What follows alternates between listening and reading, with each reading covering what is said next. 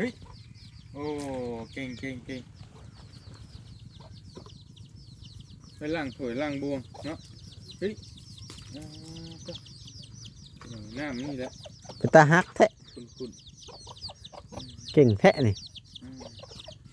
ระวังเด้อเฮ้ย มื้อนี้ก็ได้มีโอกาสมาหาน้องตันครับน้องอื่นเพิ่นเนาะพี่น้องเนาะเป็นมื้อแรกๆได้มีโอกาสมากับทางไอเตียงเพิ่นนี่แหละเนาะพี่น้องเนาะเดี๋ยวเรื่องราวเป็นจังได๋บ่เอ็นก็จะได้ขึ้นไปหาทางน้องเพิ่นก่อนเนาะพี่น้องเนาะบรรยากาศก็ค่อยค่ำลงแรงแล้วได้พี่น้องเอ้ยขึ้นไปหาทางน้องเพิ่นก่อนมากับทางอ้ายเพิ่น ส มื้อบ า นี้ ยดีสบาย โน้ ดี ปบซึกปบเชื่อมาได้วมื้อนี้นะ โอ้ ก็เลยได้มีโอกาสมาทั้งนี้ ไปน้ำกันเนาะ โดยอ้ายโดย ไปน้ำกันแต่ว่า โดย จะที่ได้ซอยกันประหยัดงบไปน้ำบ่เห็นก็ได้ก็ได้ขี่รถจักรก็เติมน้ำมันหลายเติมนี่ไปน้ำกันเพราะว่าจังใดเฮาก็รถก็ว่างอยู่พวกนี้ไปน้ำพี่น้องนี่ปกติมีอะไรนั่งไปน้ำกัน FC เพิ่นสิตื่นแล้วพอเอ็นมาแต่ทางใดเด้ว่ามื้อนี้เนาะ คือได้มาร่วมงานกับอ้ายเพิ่นแม่นเคยมาจากเทื่อพี่น้องไงเนาะ โดย นี่แหละขึ้นไปเบิ่งแม่นน่ะขึ้นไปถามเพิ่นเบิ่ง โดย ก็เฮือนชาล้านแป้นนี่ก็ปุ๊บนักหน่วงตัวลงในอยู่ ทั้งอ้ายแล้วแหละบ่ เนี่ยแล้วถามเพิ่นเรียบร้อยแล้วพี่น้องหมอบประหมให้เพิ่น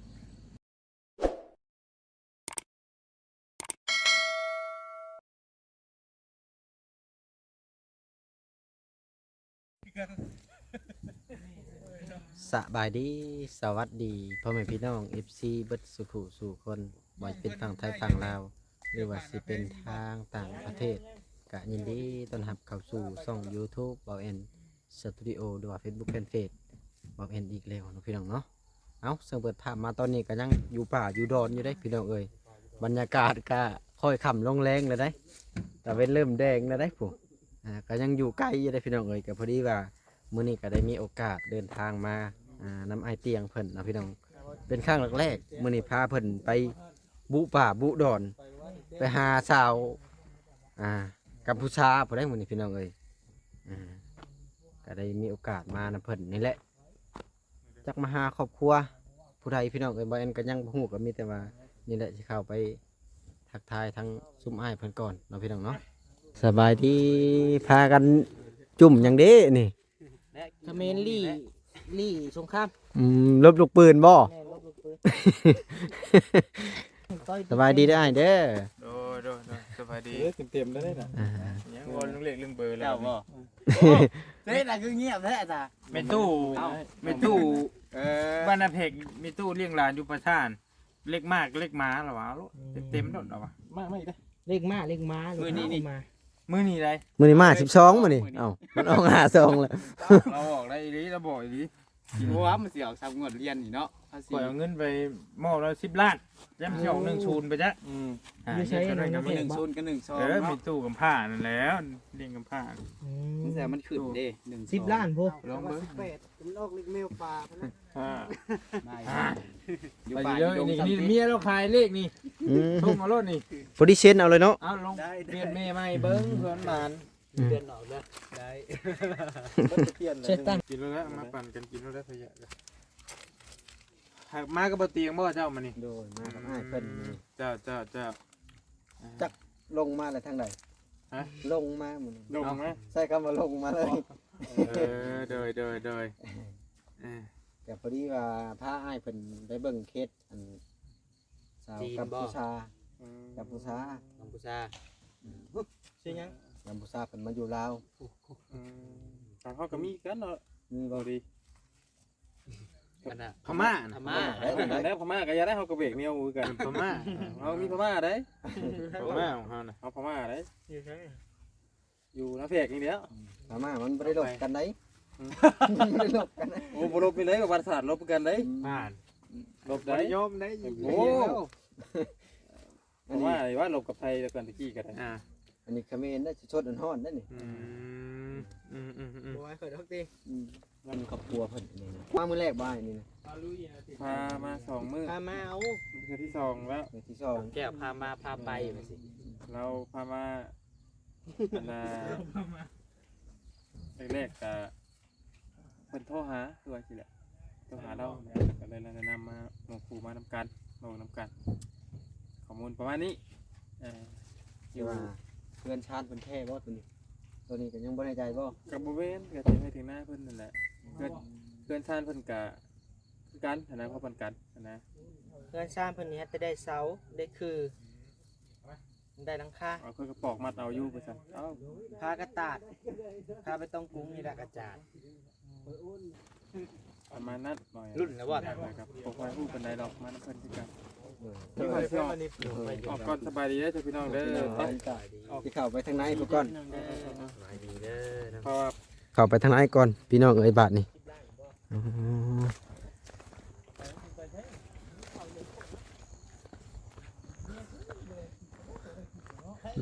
มาเยี่ยมบ่ก่อนมื้ออื่นนี่มากับว่าพัดชัย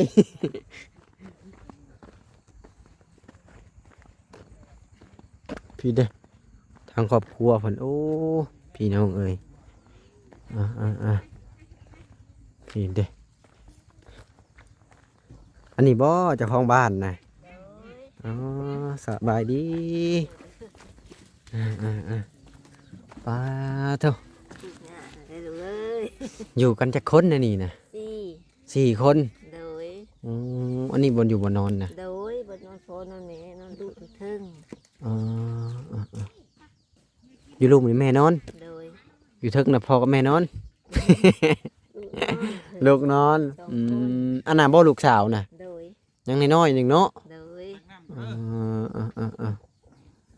เพิ่นสิไปตักน้ำตักใน ตั้งน้ำเลย อันนี้น่ะเป็นเรือนชานของเจ้าบ่ โดยอยู่กันมาปักเศร้าอยู่หน้านำเขาหญ้าอยู่บ้านแม่น่ะอยู่ดงนางงา บ่ดงนางงาม เมืองไม้เจะพ่อน อืม ละมันให้หน้าละบ่กุ้มอยู่กุ้มกินแล้วลูก อืม ละมาขอเฮ็ดน้ำเพิ่นบ้านแม่น่ะมีแต่ซี่ให้นึงเนาะน่ะ น้อย มันเวลาได้ก็ได้10ชอบเวลาบ่ได้ก็ได้7 8ชอบ ๆปีนี้ได้จักสอบปีนี้ ปีนี้ได้10ชอบ 10สอบ10สอบมันกินได้จักมื้อบัดนี้ได้จักเดือนบัดนี้ มันก็บ่หึงเลยเนาะมันเมิดแล้วดีนะกงตะกินตะเกียวมานี่ให้เนาะ กินตะเกียบมื้อนี้ได้อยู่3เดือนเนาะ อือ 10สอบมันสิได้อยู่3เดือนพี่น้องเดือนละ3สอบเนาะ เลย คืออยู่ในนี่น่ะอยู่ตลอดแรงตลอดฝนบ่ เลย อืม น้ำก็โคตักน้ำมูกสิโดนนองนะฮะนี่น่ะอันนั้นน่ะโคหนองเขา เฮ็ดจังได๋ทางชุมอ้ายๆเพิ่นจึงฮู้เพิ่นจังมานั่นนี่นะ โอ้เพิ่นมาจำพาดเพลงหลังนั้นเด้ อืม เขาติดโตมาเขาผู้ลามแล้ว เพิ่นก็เลยแนะนำให้มาสัมภาษณ์ อืม ทางครอบครัวทั้งแม่เบิ่ง เออลูกเป็ดตัวเองเป็ดไปน้ำเล่าวนะน้องสาวว่าสินะ แล้วลูกตัวเองเราไปห้าวคลิปนั่นล่ะแล้วว่าเราก็เลยว่ามาเห็นนี้นี่ก็ขอจังพระเลยว่า มื้อนี้เฮ็ดอยู่เฮ็ดกินแลงกับหยังอันนี้น่ะ อันนี้นะแกงลูกไม้เหรอ โอ้ของแซ่บได้หน่อไม้นะ ได้อินลูกนั่นแหละไปหา อืม มีแต่ลูกอันแล้วแม่ก็ไม่ได้เฮ็ดไปสัง แต่วันเป็นหมู่บ้านบ่แถวนี้น่ะ ตัวเป็นตรงหน้าหมู่บ้านเขาอยู่ไหนคนใด หมู่บ้านเนาะตัวนี้เนาะ เขาอยู่น้ำเสียงให้เสียงหน้าแถวแต่มันอยู่บ้านแท้น่ะแถวน่ะเช่นนี้นะเฮาน่ะเลย ผู้ไทยบ่สมเจ้าน่ะ โดย ไทย คือเรียกว่าลาวเทิงบ่แม่นเนาะ ใช่ไปทางบ้านหนองไห้แถวนาทุมฮอดบ้านแม่ ผู้ไทยเนาะ เลย โดยทางน้องๆเพิ่นก็ทั้งอ้ายเพิ่นพาไปตักน้ำเนาะ เลย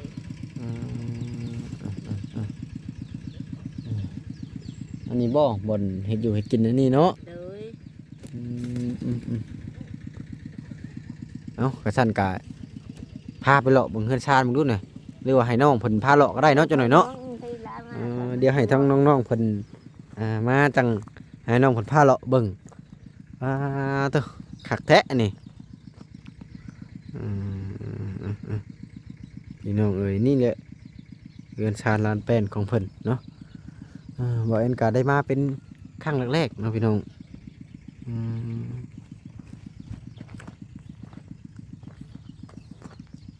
นั่นแหละมาเป็นครั้งแรกๆ คักลายคักลายอันนี้จะเป็นบนนอนของเพิ่นนะคนฮิตเถอะ เรียบร้อย เก่งอีหลีนี่หนู จริง เอ้าซึ่งมื้อนี้ก็ได้มีโอกาสมาหาน้องตันครับน้องอึ่งเพิ่นเนาะพี่น้องเนาะเป็นมื้อแรกๆได้มีโอกาสมากับทางไอเตียงเพิ่นนี่แหละเนาะพี่น้องเนาะเดี๋ยวเรื่องราวเป็นจังไดบ่เอ็นก็จะได้ขึ้นไปหาทางน้องเพิ่นก่อนเนาะพี่น้องเนาะบรรยากาศก็ค่อยค่ำลงแรงแล้วได้พี่น้องเอ้ยขึ้นไปหาทางน้องเพิ่นก่อนเด้อนี่แหละมากับทางอ้ายเพิ่น ส มื้อบ า นี้ ยดีสบาย โน่ ดี ปบซึกปบเชื่อมาได้มื้อนี้นะ โอ้ ก็เลยได้มีโอกาสมาทั้งนี้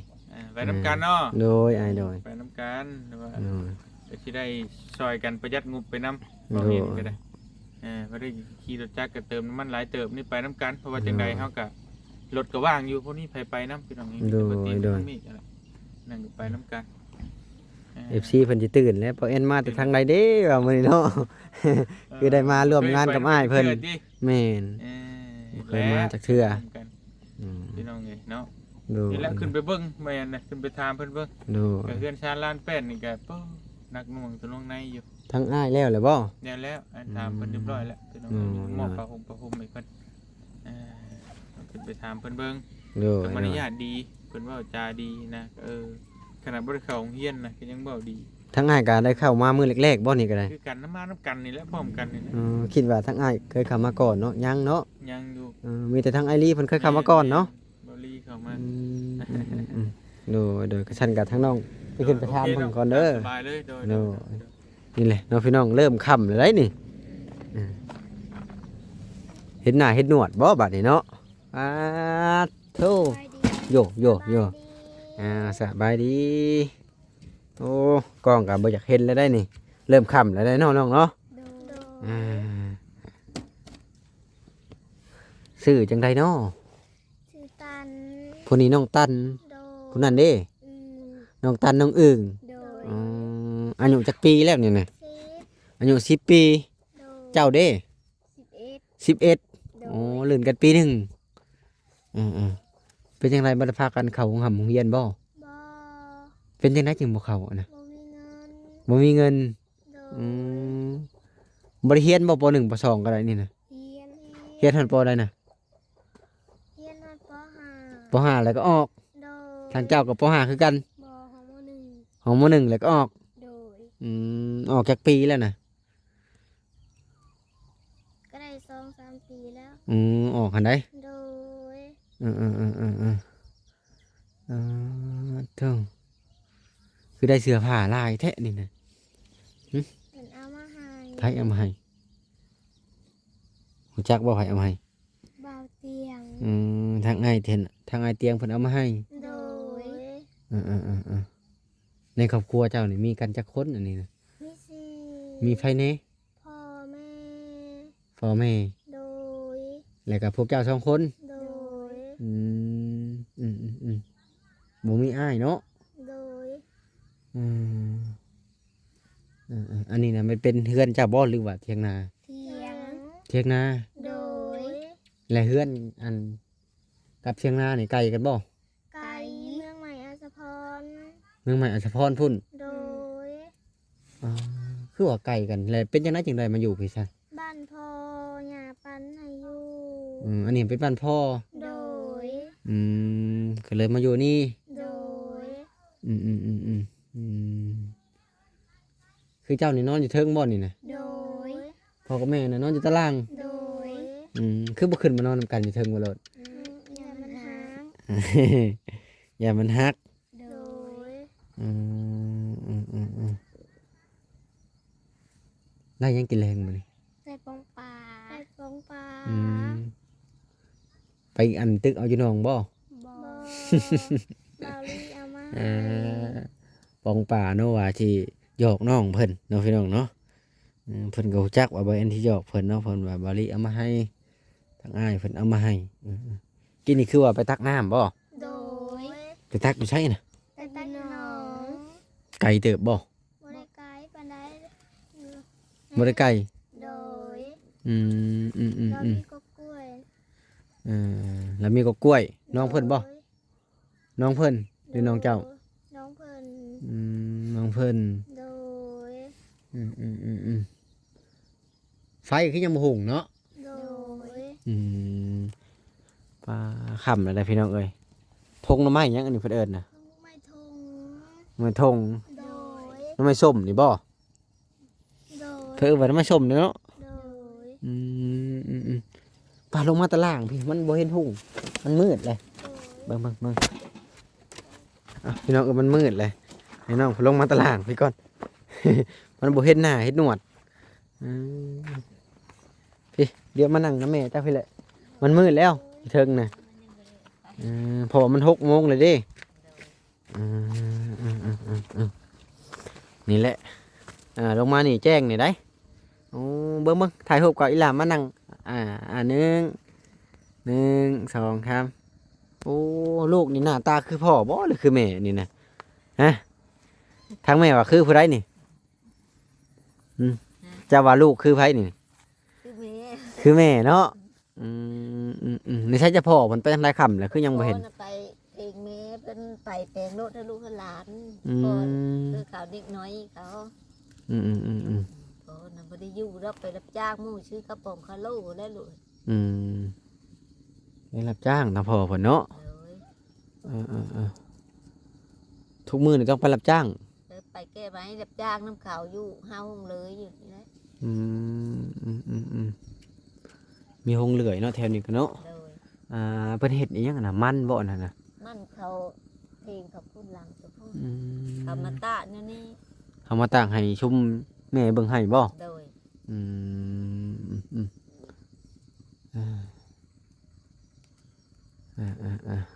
นี่แหละเนาะพี่น้องทางน้องๆเพิ่นก็ได้ต่อมาหน่อยงามอีหลีให้อยู่บ่จะขอนี่ บ่ให้ ว่าให้แพงบ่ โดย เป็นจะได้แม่จังว่าให้น้องๆเพิ่นออกเรียนเบิดทุกคนอันนี้ โอ้ นะ แม่กับบ่มีอันผู้นี้อยู่ห้องป .5 ผู้นึงอยู่ป .1 แล้วบ่มีรถขี่นี่ได้ลูก อืม กับเครื่องนุงชงเชอเฮาห้องใหญ่นี่ล่ะมันบ่มีเงิน คือลูกเห็นนี่แหละ ก็เลยตัดสินใจให้เพิ่นออกเนาะ เขาก็บ่ได้เยอะแล้วพ่อแม่นี่นะบ่มี ทางคุณเจ้าบ่อยากออกบ่นาง โดย บ่ได้อยากออกจักดี โดย แต่ว่าแค่นชื่อตัวเองเป็นอยู่ติจบป .5 เป็นแล้ววะฮะอย่าบอกว่าแค่นชื่อตัวเองบ่เป็น เจ้าเด้เป็นบ่ เป็น จบม .1 บ่เป็น โดย โอ้จักว่ายามไปเรียนครูบอกเลยบ่ฟังบ่จัก ว่าประจังเฮาประดุกพูดทางเวดงตะดามันอันนั้นดงนาคามมันไปเขา แม่บ่มีรถ ไปเถอะบ่แต่นี่พาลงทรา ทางเวดงตะดาถึงบ้านดงนาคามนี่แหละ อืม หนูเห็นตอนนั้นได้ อืม แม่เลยมันบ่มีรถขี่แต่เครื่องนุ้งอีเด้แล้วเขาพวกจานเขาก็เก็บแล้วเงินหวานและแม่เลยย่าเสีย กันว่าเฮาก็บ่มีเงินส่งเพิ่นเนาะแต่ว่าในใจก็อยากให้เพิ่นห้ามเพิ่นเรียนพุ่นแหละเนาะ โดย พอได้มีความรู้ โดย ความกล้าว่ายังไงก็ได้ แม่เพิ่นก็มันทุกข์แล้วจังว่ามาชนอยู่ป่าอยู่ดงทีแลวเอิ้นก็บ่ได้มีพื้นมีไฟคือนี้แหละ อยู่เฮือนก็บ่ได้มีไผบ่ บ่มีเด้ ห้องน้ำบ่ได้ค่ะบ่มี บ่มี อืม มีตัวเอิ้นก็หุบหางคือน้องว้าวและมุงหลังกะสีแล้วก็ผ้าปะตองผ้าพระนี่ปูพระนั่นนี่แหละ สภาพปูนนี่นี่ โดย ถ้าได้มีโอกาสสิได้ไปเยี่ยมไปยามเพื่อนนะทางอ้ายเพิ่นก็คือว่าเพิ่นสิไปอยู่ โดย เนาะจนค่ำจนมืดเนาะ โดย เพื่อจะได้มาฮอดผิดกับพี่น้องเอ้ย ก็ไปหลายๆบ่อนกลับมาฮอดผิดกับจนค่ำ